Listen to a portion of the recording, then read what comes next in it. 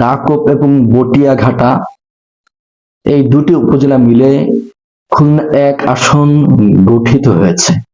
সেখানে বাংলাদেশ জামাত ইসলামের পক্ষ থেকে কৃষ্ণ নন্দীকে প্রার্থী ঘোষণা করা হয়েছে। এই প্রার্থীকে নিয়ে দেশে ব্যাপক আকারে সমালোচনা তৈরি হয়েছে এবং বিশেষ করে এনটি জামাতের পক্ষ থেকে একটি প্রশ্ন মার্কেটে ছাড়া হয়েছে, সেটি হলো জামাত ইসলাম একটি ইসলামিক দল হওয়া সত্ত্বেও কেন হিন্দু ধর্মের অনুসারী ব্যক্তিকে প্রার্থী ঘোষণা করা হয়েছে। এই প্রশ্নটি মার্কেটে এনেছে মূলত এনটি জামাত বা ইসলামিক দল বিরোধী একটি শক্তি, যারা চায় না ইসলামিক দলগুলো ক্ষমতায় আসুক। ইসলামিক দলগুলোর এবারের ব্যাপক সম্ভাবনা দেখে তারা ইসলামিক দলগুলোর বিভিন্ন ভুল এবং বিভিন্ন কনফিউশন ত্রুটিগুলো মার্কেটে আনার চেষ্টা করছে। তো আমি এই বিষয়টা আজকে ক্লিয়ার করছি, আসলে জামাত ইসলামের পক্ষ থেকে হিন্দু প্রার্থী দেওয়া আদৌ কি উচিত হয়েছে কিনা। যদিও আমার উত্তরটি যারা এই প্রশ্নটি তৈরি করেছে এনটি জামাত বা এনটি ইসলামিক দল তাদের জন্য নয়, বরং আমার প্রশ্নের উত্তরটি যারা ইসলামিক দলগুলোকে ভালোবাসে, ইসলামিক জোটকে ভালোবাসে, যারা জামাত ইসলামকে ভালোবাসে তাদেরকে উদ্দেশ্য করে। 1 নম্বর কথা, ডাকপ বটিয়াঘাটা এই ইউনিয়নটি, এই আসনটি হিন্দু অধ্যুষিত একটি আসন। এখানে মোট ভোটারের সংখ্যা 3,03,542,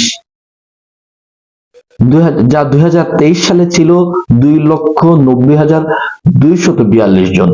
তা বেড়ে এখন 3,03,542 দাঁড়িয়েছে। এই ভোটারের ম্যাক্সিমাম প্রায় 50-এর উপরে ভোটার সংখ্যা হিন্দু। এই আসনের জয় পরাজয় নির্ধারণ করে হিন্দু প্রার্থী বা হিন্দু ভোটারের উপর। এখানে হিন্দু যেহেতু অধ্যুষিত এলাকা, হিন্দুদের প্রভাব বেশি, অতএব এখানে কোনো প্রার্থীকে জিতে আসতে হলে তাকে হিন্দু হওয়া অনেক গুরুত্বপূর্ণ। কারণ হিন্দু ধর্মাবলম্বীদের উপরেই নির্ধারণ হচ্ছে বা তাদের উপরেই সিদ্ধান্ত আসছে ওই আসনটিতে কারা জয় হবে। জামাত ইসলাম রাজনৈতিক দৃষ্টিভঙ্গিতে অত্যন্ত সুন্দর এবং চৌকস একটি সিদ্ধান্ত নিয়েছে, তাদের প্রার্থী পরিবর্তন করে কৃষ্ণ নন্দীকে প্রার্থী ঘোষণা। এখন ইসলামিক দৃষ্টিকোণ থেকে কোন হিন্দু প্রার্থীকে প্রার্থী ঘোষণা করা ইসলামিক দলের জন্য কতটুকু বৈধ বা এটা আদৌ উচিত হয়েছে কিনা। 1 নম্বর কথা, আসুন তাহলে এই বিষয়টি একটু ক্লিয়ার হচ্ছে। এই বিষয়টি ক্লিয়ার হওয়ার জন্য আমাদেরকে জানতে হবে বাংলাদেশে ইসলামিক রাজনীতি হচ্ছে কিনা। উত্তর হলো না। বাংলাদেশে অনেকগুলো দল আছে যারা ইসলামিক, বাট ইসলামিক রাজনীতি নয়। কারণ বাংলাদেশে গণতান্ত্রিক রাজনীতি চলছে, আর ইসলামিক রাজনৈতিক পদ্ধতি বা সিস্টেম হলো খিলাফা, যেটা বাংলাদেশে নেই। এখন যেহেতু বাংলাদেশে গণতান্ত্রিক রাজনীতি চলে, সে হিন্দু হোক, সে বৌদ্ধ হোক, খ্রিস্টান হোক, সে মুসলিম হোক, তাকে গণতান্ত্রিক পদ্ধতি, গণতান্ত্রিক সিস্টেমের ভিতরে থেকে রাজনীতি করতে হবে। আর জামাত ইসলামের নিজস্ব একটা পলিসি রয়েছে, সে যেই ধর্মেরই অনুসারী হোক না কেন, জামাত ইসলামের নিজস্ব পলিসির বাহিরে গিয়ে জামাত ইসলামের পক্ষ থেকে সে রাজনীতি করতে পারবে না।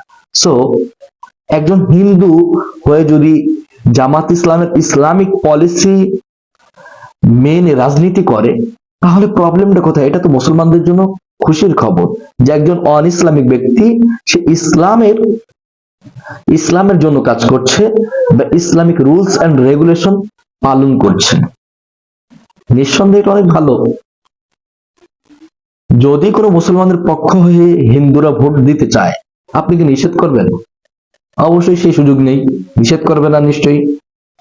তাহলে জামাত ইসলামের পক্ষ হয়ে ইসলামের জন্য কাজ করছে বা জামাত ইসলামের জন্য কাজ করছে বা ইসলামিক জোটকে ক্ষমতায় নেওয়ার জন্য কাজ করছে একজন হিন্দু প্রার্থী, এটা নিঃসন্দেহে ইসলাম ও মুসলমানদের, মুসলিম প্রেমীদের জন্য ভালো সুসংবাদ। যদি বাংলাদেশে খিলাফা কায়েম থাকতো বা ইসলামিক রাজনীতি যেটা সেটা বাস্তবায়ন হতো বা সেই রাজনীতি থাকতো, তাহলে সেখানে হিন্দু প্রার্থী বা বিধর্মী কোনো প্রার্থীকে প্রার্থী করা যেত কিনা বা সেটা বৈধ হতো কিনা সেটাও ভিন্ন প্রশ্ন। বাট বাংলাদেশে যেহেতু গণতান্ত্রিক রাজনীতি চলে, গণতান্ত্রিক পদ্ধতিতে রাজনীতি করছে সকল ইসলামিক দল, ইসলামিক রাজনীতি করছে না, কিন্তু এই বিষয়টি ক্লিয়ার থাকতে হবে আমাদেরকে। ইসলামিক দল আছে বাংলাদেশে, বাট ইসলামিক রাজনীতি নেই। বাংলাদেশে যত দল আছে সকল দল মিলে গণতান্ত্রিক রাজনীতি করছে। সো গণতান্ত্রিক পদ্ধতির বাহিরে গিয়ে সে যে ধর্মেরই হোক না কেন তার ধর্ম বাস্তবায়ন করতে পারবে না। একজন মুসলমান যারা যাচ্ছে ক্ষমতায় বা আলেম যারা রাজনীতি করছে, তারা চাইলেও ইসলামিক রাজনীতি এখানে কায়েম করতে পারছে না বা ইসলামিক নিয়ম কানুন বাস্তবায়ন করতে পারছে না গণতান্ত্রিক নিয়মের বাহিরে গিয়ে, গণতান্ত্রিক সিস্টেমের বাহিরে গিয়ে, গণতান্ত্রিক সংবিধানের বাহিরে গিয়ে। সো হিন্দু হোক মুসলমান হোক, তাকে গণতান্ত্রিক রুলস এন্ড রেগুলেশনের ভিতরে থেকে রাজনীতি করতে হচ্ছে এবং যে দল তাকে নমিনেশন দিয়েছে সেই দলের নিজস্ব নিয়ম কানুন, রুলস এন্ড রেগুলেশন এগুলো মেনেই তাকে রাজনীতি করতে হচ্ছে।